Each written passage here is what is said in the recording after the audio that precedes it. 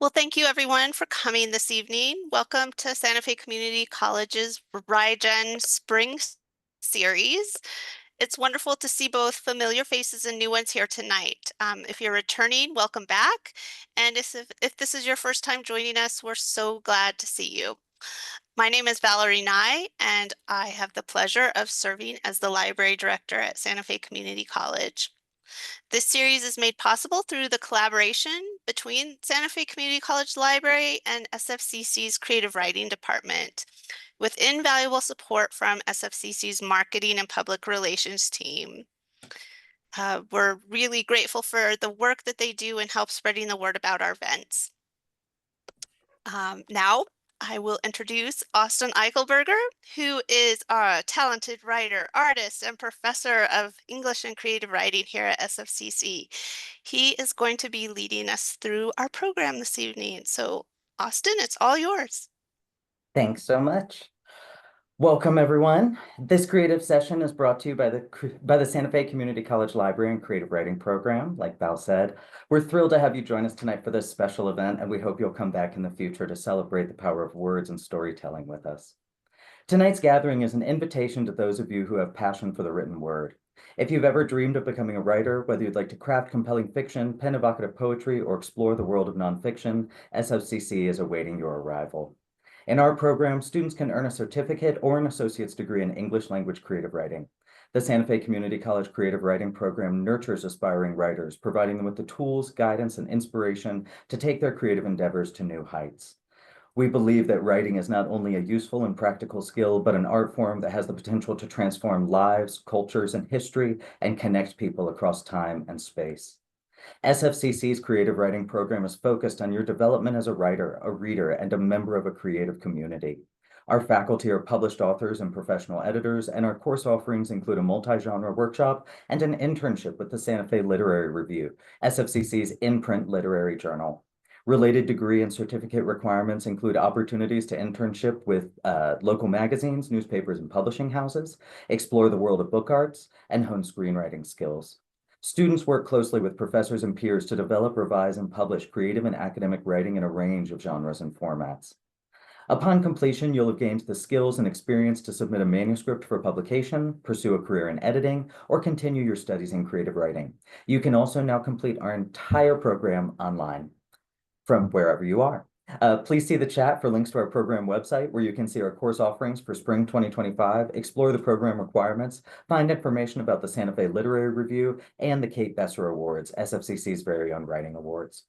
For those of you considering your own creative writing journey, we encourage you to ask any questions you have about the program. Whether you're an experienced writer looking to take a single course or a complete novice ready to explore your creative potential, we have classes and resources for you. In Santa Fe Community College's creative writing program, we believe that everyone has a story and every story is worth sharing. Tell us yours. Tonight, I have the honor once again of introducing my good friend, Adele Oliveira. She grew up in Santa Fe and lives here with her family. A freelance journalist and fiction writer, her nonfiction appears regularly in local and national publications, including Vulture, Dwell, The New Republic, and Longreads. Her fiction appears in Caigibi. Oh no. I think it's Caigibi, Caigibi. but I'm actually not positive. That's a difficult one to pronounce. Caigibi, Texlandia, and the Santa Fe Literary Review. Adele has an MFA in creative writing from the Institute of American Indian Arts and an MA in journalism from NYU. She loves writing in groups and cultivating shared creative space, and she can't wait to do so tonight with us. Yay! Join me in welcoming Adele. Thank you, Austin. And thank you all so much for coming tonight, and especially if you came back. I really appreciate it. So I was thinking about, when I was gathering my thoughts tonight, they are disparate but related. And I was thinking about the things that I get from writing with other people, or that I get from workshops or from classes. One of the first things that I learned how to do as a writer when I was in elementary and middle school, it's so basic, it almost sounds silly to break it down, but I think it is worth getting granular. It's called 5-minute writing, and it's exactly what it sounds like. From the time I was like probably 8 or 9, we would do, excuse me, 5-minute writing. We always wrote longhand by hand. because it was and is a very low tech school.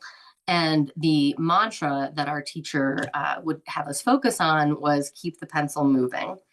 And even if you wrote that over and over and over, even if you wrote a series of words over and over, that was the point.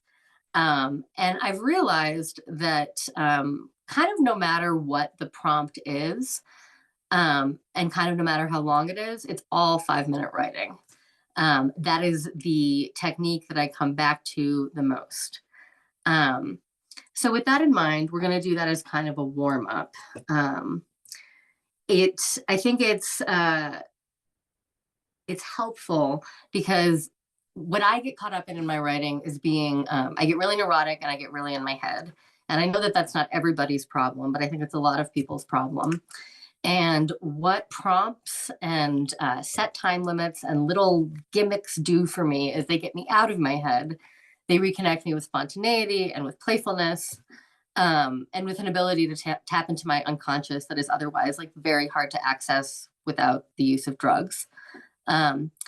So I do have an exercise in mind, but the first thing that we're going to do is warm up with a 5-minute writing prompt. We're going to write for 5 minutes. And I found this prompt on author Marie-Helene Bertino's Instagram page. She used to teach at the Institute of American Indian Arts, where Austin and I went to school. And she still teaches. And Marie, like a lot of writing teachers that I really love, is super generous. And she will occasionally post prompts that she writes down for her students. She still teaches in New York, on a blackboard, like an actual blackboard. She'll post it to her story. And she actually has them saved as a highlight on her Instagram. And I think she's public. So you can just go and click on prompts and you can get all of these lovely prompts. One that I screenshotted that I really liked that we're going to do now just to get warmed up. The other thing I want to say is after we write, we are going to have an opportunity to share our work. Everyone should feel super encouraged and supported to share, but you don't have to at all. Definitely not a requirement. And I will share too, because I feel like that's fair. I always appreciate it when the person who's asking you to do the thing does it too. So this is a prompt from Marie-Helene Bertino. We're going to write for 5 minutes and think of 3 to 5 objects from your weekend and describe them in ways that are specific and surprising, if you can. Try it even if you don't want to, actually, especially if you don't want to read, try it because it's fun, it's worthwhile, it's interesting to see what comes up. I am going to start the timer. And again, 3 to 5 objects that you encountered over this past weekend, describe them in ways that are both surprising and specific. I'm starting my timer now, and we will get started. And I'll let you know when we have about 30 seconds left, and then we'll pause to reflect and share. So here we go.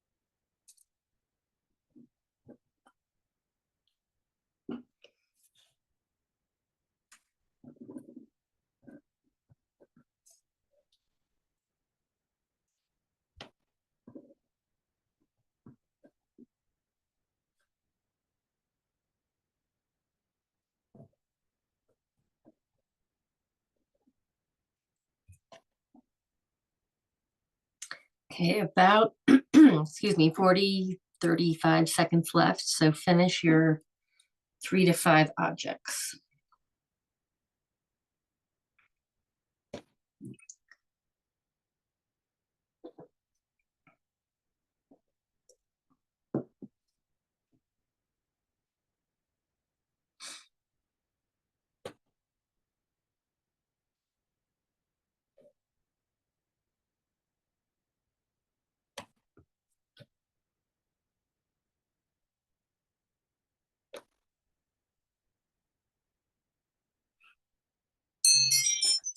Okay, that's our time.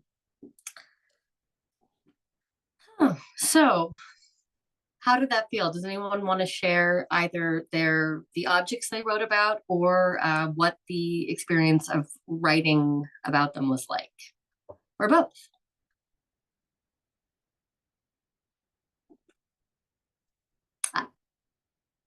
Linda, great. Oh, we can't hear you though. I think we need to unmute her. Do I have, hang on. Okay. There we go. Yes, I'm sorry. That's right. Yeah, I didn't really get even to 3, but I'll tell you what I wrote. And my impression of the assignment is that I think it's good to stretch, to think of the mundane things around you and how they might uh, be pieces of a larger puzzle.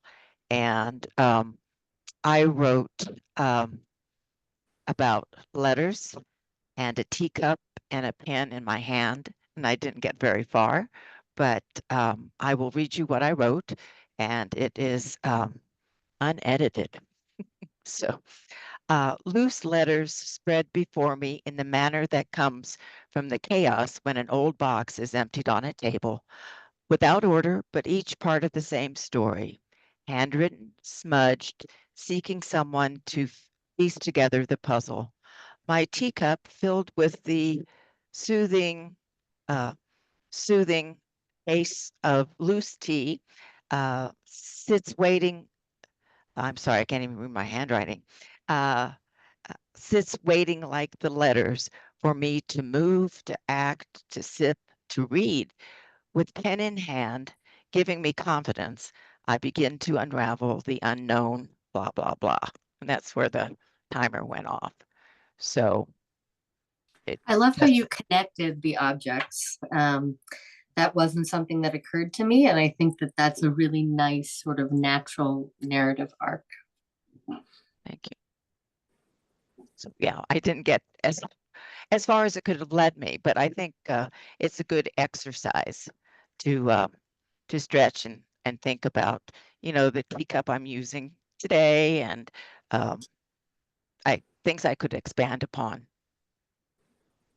Great. Does anybody else want to share their list or their objects of their experience? I can Thank share. you. Go ahead, please. Oh, okay. I'll turn my video on. Hi, everyone. I'm in a really weird mood tonight. I will share my first object just for the sake of time because I wrote a lot. So object 1. The plastic feels smooth, especially when wet with saliva. The corners taste sharp, like little pinpricks on my tongue as I swirl it around my mouth. The pain is worth it to feel the little bumps on top of each rectangle, which feels soothing and safe. I take the plastic piece out of my mouth and fit it into its spot in the Lego set I'm building. Clean as a whistle. The end. For the record, this did not happen, but I do build Lego sets. That's so awesome. The sensory details are incredibly unexpected and really good. And I love that it's a Lego. You're right there immediately. That's super surprising and very visceral.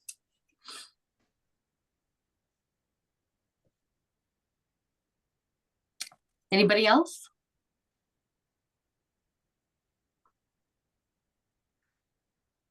Okay, I'll read mine because that's fair. And then we will do our main exercise, which will also involve 3 little chunks of writing. My objects are 1, plastic yellow ticket, flimsy and expensive. 2, photocopied stapled pages that smell like toner, but only if you inhale. 3, old new shoes, beachy slides worn just once by somebody else. 4, dark black purple succulent leaves, the color of eggplant, only flat and dull. 5, blunt Sharpie, dry like a paintbrush. So for the next part of the program, we are going to do an exercise that I learned or that I is based on some work that I did with another writer I really like, Takira Madden, who is a memoirist. She has a book called Long Live the Tribe of Fatherless Girls, which is a really unusual and fascinating memoir that's really beautiful and really haunting and memorable, and also does really interesting things with form that I haven't really seen memoir do before. I also, controversial opinion, I don't think everybody should write a memoir, but Takira definitely should have. She's coming out with her first novel this summer called Widby in August, I believe. And this exercise is based on some stuff we did in a workshop almost 2 years ago now. So she's lovely. I really recommend checking out her work. One thing that Takira talked about a lot is that finding tricks in writing that work for you, or engines that make your narratives move. She was all about, like 5-minute writing, bringing a sense of spontaneity and play and discovery into workshop. And I really enjoyed that. I had so much fun working with her. Two concepts she talked about a lot are parataxis and hypotaxis, which are ways to build narrative through language. So hypotaxis is passages that contain clauses and sentences that build upon one another. You're really driving a point home. You're layering observation or dialogue or action upon another that has a clear cause and effect relationship. You're saying, don't you see what I mean? This is what I'm trying to say. It's like emphasis, but you're also doing it on a language level. And then there's parataxis, which is what we are going to explore, which is side-by-side tension built between sentences with no clear cause and effect. Takira described this as like sparks between sentences. And I think it's really useful because it makes you, at least me, it makes me use neural pathways that I don't normally. It's not a natural way of thinking for me. And getting out of my natural ways of thinking is where I find new ideas or discover things, or just come up with ideas that I didn't know were necessarily there. So we are going to do an exercise in parataxis. Again, we're going to take 5 minutes and we're going to write 3 opening lines to 3 different possible stories. And again, whatever comes up is great. Again, like unedited, unfiltered is expected. And yeah, just see what comes up. 3 different opening lines. We'll do that for 5 minutes, starting now.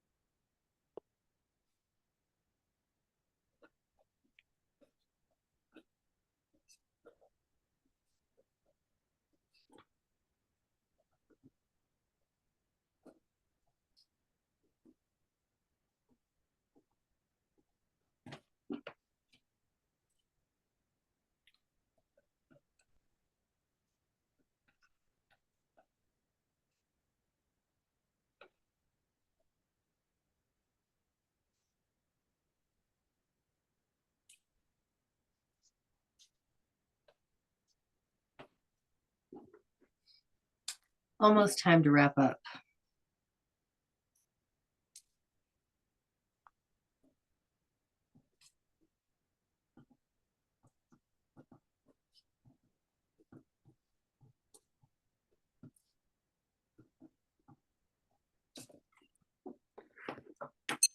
Okay. Pause there and wrap up your beginning 3 lines. How did that feel for everyone? Anything exciting come up?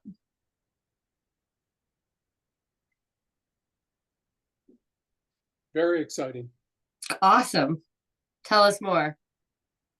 Well, it was interesting the way the first prompt you gave, I wrote about one thing and didn't even get to the good part. And I didn't get to a second thing. And the others wrote, including you, I think, just very short, place specific things that didn't go anywhere. And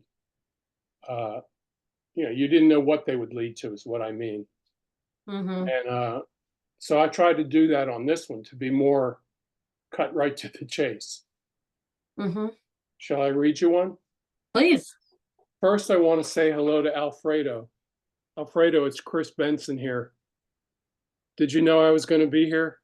No way, Chris. How you doing? I'm doing good, and I didn't expect you to recognize me because I shaved my 55-year-old virgin beard off. Look at me. Yeah, you shaved your head.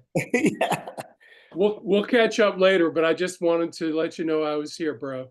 Cool. Good to see you. We were good friends 20 years ago. Okay, so I'll just pick the first one. If you'd seen us off in my mother's driveway in our car, you'd have thought we were going for a weekend camping trip rather than a year in California. Oh, that's very evocative. I think also I wanted to touch on something that you said a minute ago, Chris. I think the one of the important things about like tricks or gimmicks or little incentives with your writing is you have to find what works for you, right? So, maybe you're the kind of writer who wants to take longer with one prompt, or you want to, write for 30 minutes or different things. They're just different avenues for getting yourself to do your best work or your most surprising work or your most creative work. So I very much encourage experimentation and figuring out, what particular things are exciting or applicable for you. I'm glad you said that, because I think typically my go-to or default is to try to wring something out rather than try different things. And that's probably, a good idea, to not try to, work one idea. It may not lead anywhere. Or just being open to trying different stuff. And also then recognizing okay, this particular exercise is really fruitful. I've got some really good lines out of that. Does anybody else want to share any of their lines? Susan? Hi, everybody. Thank you. This is my first time, so I'm very happy to be here and to learn and listen. The first exercise, I was completely flummoxed. I really didn't even know where to begin. So I even wrote, what else, what else, what else? But here's my opening line. Staggering home with $600 stuffed in my pantyhose, I realized I'm good at this. Oh, I love that. I did try a whole bunch of other things. I mean, a lot of other things came to mind. Great. And also, like you, Chris, I sort of felt like I was forcing it at times, like pushing, and not connecting really. I mean, I think that's another thing too, is writing through that not connecting or writing through that not working. I tend to to like if writing the idea that comes, and that's not always possible. Like I can't always write longhand or type as quickly as I have those ideas. But yeah, I think remembering that writing through it itself is a tool. You're not just trying to get like you're not trying to just get the work. You're trying to figure out what the work is through the process. So writing a lot of that stuff that you're never going to read to other people or that no one else is ever going to see is really important, I think, and something that I have to remind myself is worth the time and effort that it takes. All of the writing through all of the words that it takes me to get to something. Okay, thank you. I wrote like 6 other opening lines, and that was the last one. That's You know, great. That's the point. You're supposed to write a few. just write through them, like you said. Thank Yeah. you. Okay, we are at 6:35. So the next thing that we're going to do, so we can hopefully do this whole exercise. So hopefully have at least 2 different opening lines, hopefully. And then if you have 3, awesome. Try to write the corresponding ending lines to those stories. So the last line, and we're thinking of, these are short. These are little like short, like flash pieces, right? Like short stories, but write the last corresponding line to the first lines that you wrote. And again, 5 minutes. Oh, wait, here, let me get my timer. Here we go. Okay. So final lines to the first lines that you wrote.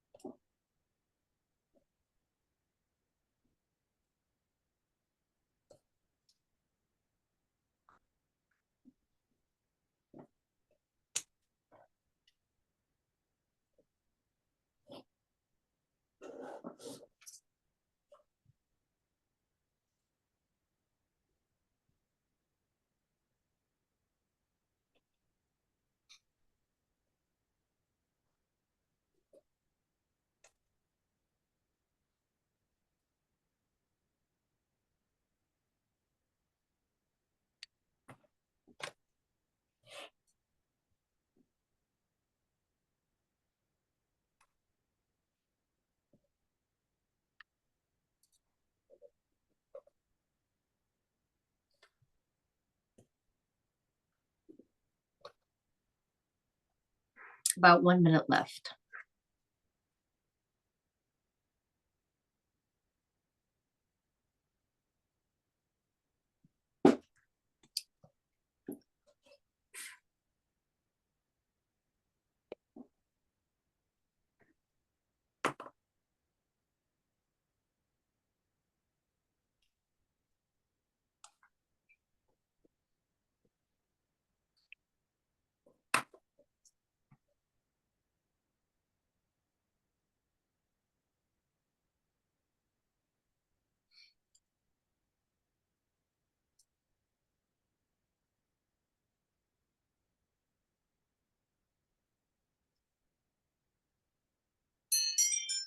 Okay. That's that. So how did that go? Was it hard to think of lines that corresponded to your, or of ending lines that corresponded to your opening lines? It was.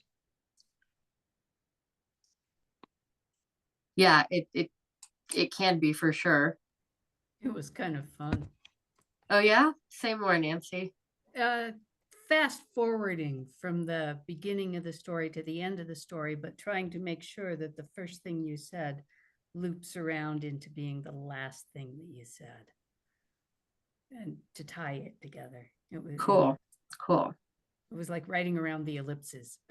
Mm-hmm. Bookending. Mm-hmm. Would anyone like to share an ending line? I can, since I'm babbling away here. Please. Let's see. Read the beginning line too. Okay. Okay, the beginning line is, "Oh shit, it's all I could think to say. How could I respond to his bended knee and hands revealing a black velvet ring box?" And the ending line is, "Walking away from the muddy, brush-covered grave, I looked over my shoulder and sighed with relief." Wow. That's, again, incredibly evocative. And so many of these are so funny too. And I mean that as the highest compliment. Absolutely wondering what happens in between those two. Amen to that. So the idea of this, hopefully you got at least two different openers and enders.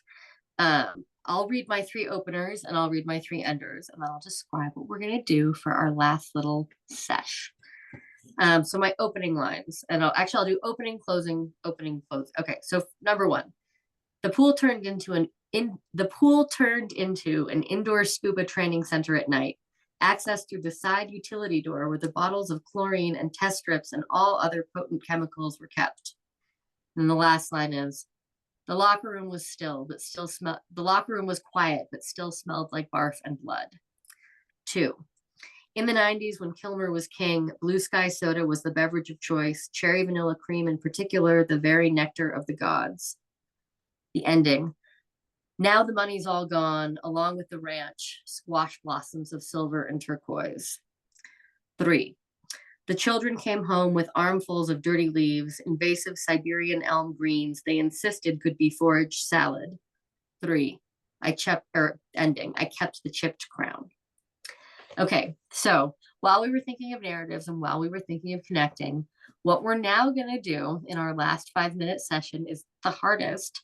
You're going to take one of your opening lines and a different closing line, so not the one that you wrote to correspond, and you're going to see if you can get them, if you can bridge them into some sort of narrative.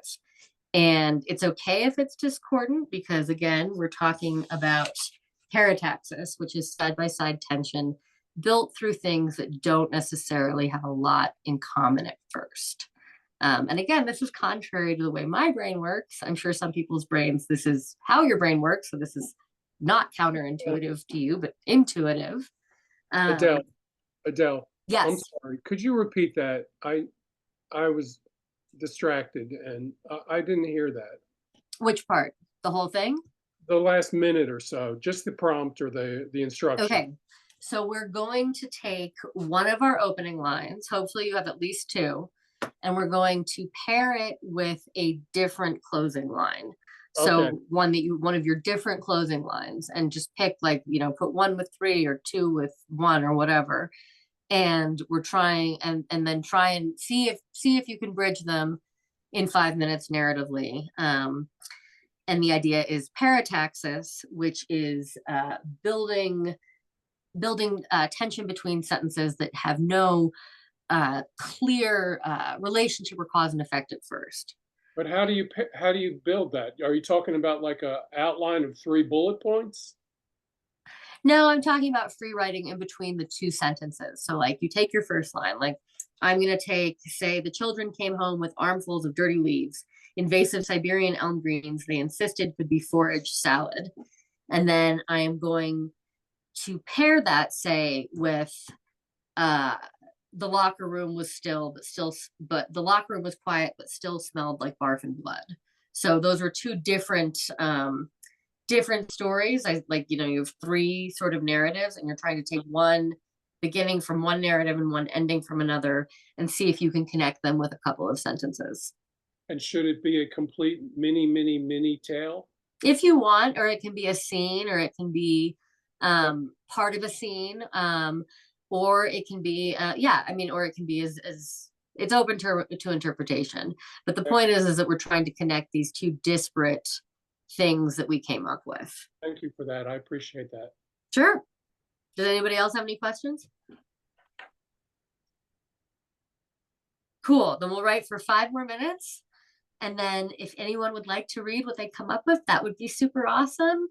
And then we will be going on with our evenings. So here we go. 5 minutes once more.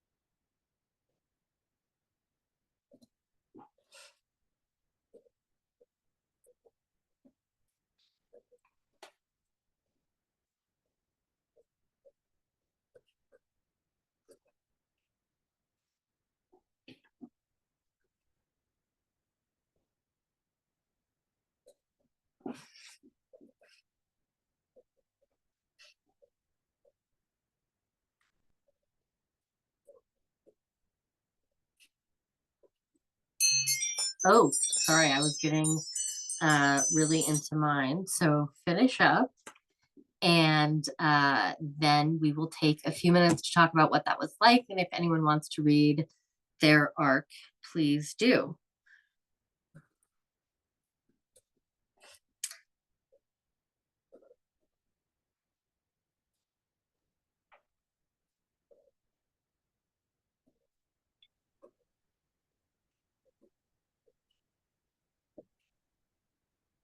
Okay. Okay. Would anyone like to read their output? I don't want to call it a story because I don't want to put it in a box, but certainly could call it a story. I can read mine. Yay. Okay. Okay, I'll just read it and explain it later if it needs explanation. I put my rental car to the curb on 24th and Gaffey. I had been wanting to visit my primo hermano, first cousin, for years. The last time I visited him, he was home in his portal with the sofa outside and the TV on the shelf watching the Lakers 10 years ago. This first cousin never failed to call his uncle, my dad, for Father's Day, birthday, Christmas, New Year's, to check in on him. Dad died at 95 last year. When I arrived at Gaffey on 24th, my cousin's son came out and he took me to the apartment. My cousin is 80, a heroin addict, dry for 50 years after his epiphany. His son, I discovered, is also an addict, dry for 20 years. I walked into their apartment. Cousin was in a wheelchair due to a recently broken hip. Son offered me water. I took a couple of cases of bubbly for them. The TV was on again. They were watching boxing this time. 2 twin beds in the living room, son caring for father. That's beautiful. And again, so much information conveyed and so much emotion conveyed in such such a short actual word count, so few words. I think it's a really good reminder of economy of space and words too, not to ever encourage anyone not to go long and go stream of consciousness, but I think that that is a really efficient use of that much space. Thank you for sharing. Does anyone else want to read theirs?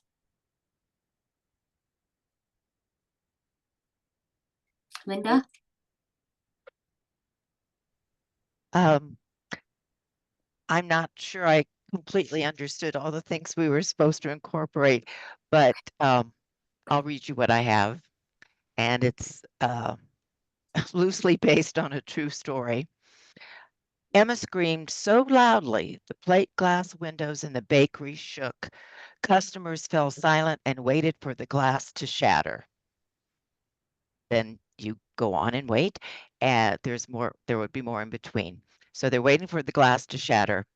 I knew this could easily turn into a Shirley Jackson, The Lottery.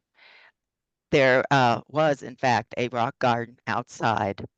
Although this was one of the most humiliating moments in motherhood that I can recall, and there were many, I'm still not ashamed to say I accepted the wads of cash customers gave us just to leave.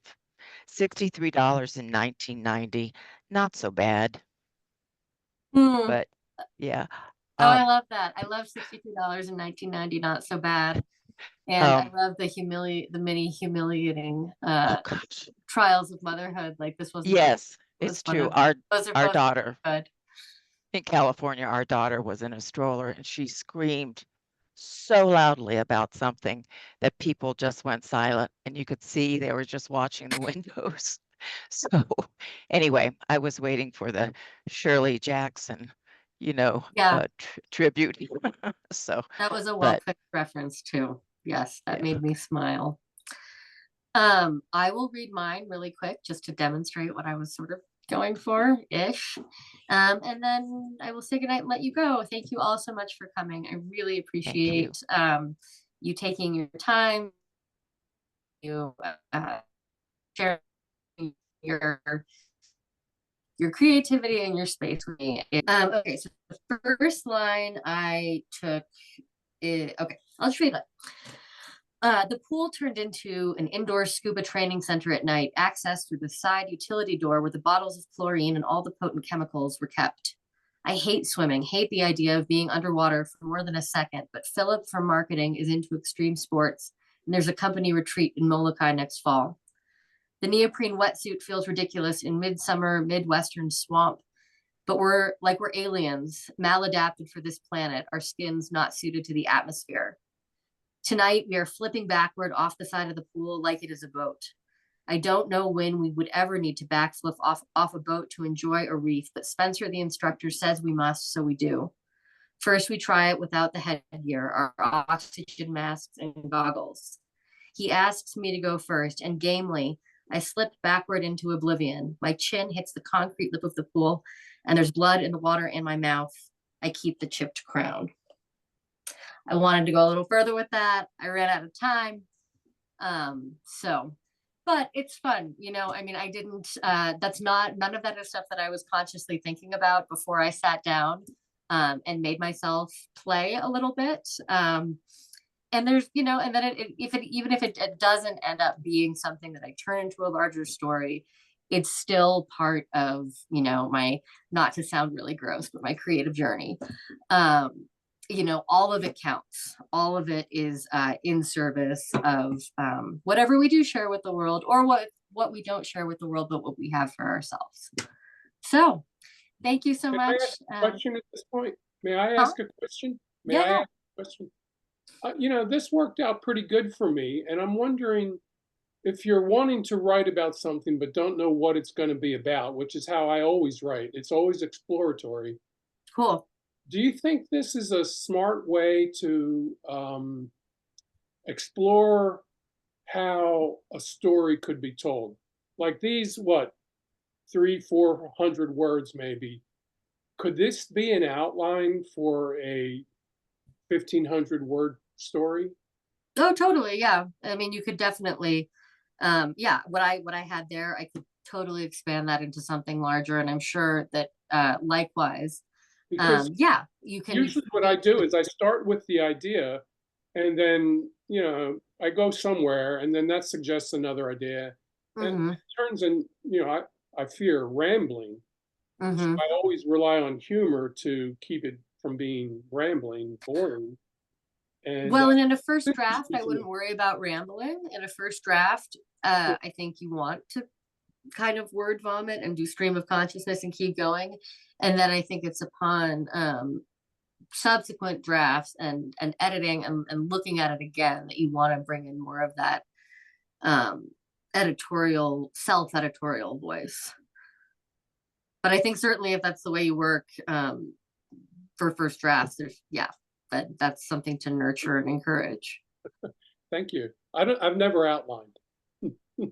Yeah, I mean, some people do and some people don't. It really just, I suggest trying it all and seeing what feels right for you. And if that's that, then awesome. And then creating space and opportunities for yourself to do that. Thank you. Thank you so much, Adele. Thank you. Thank you, Austin. Thank you, Val. Thank you, everyone, for coming. I really appreciate it. I loved that exercise too. That was so much fun. It Oh, was, good. I'm so glad. yeah, Yay to Kira. very surprising and spontaneous. That was great. Yeah. Thank you. All right. Thank you all so much. Take care. We'll see you all next Thank time. you. Have a great one. Bye-bye. Bye.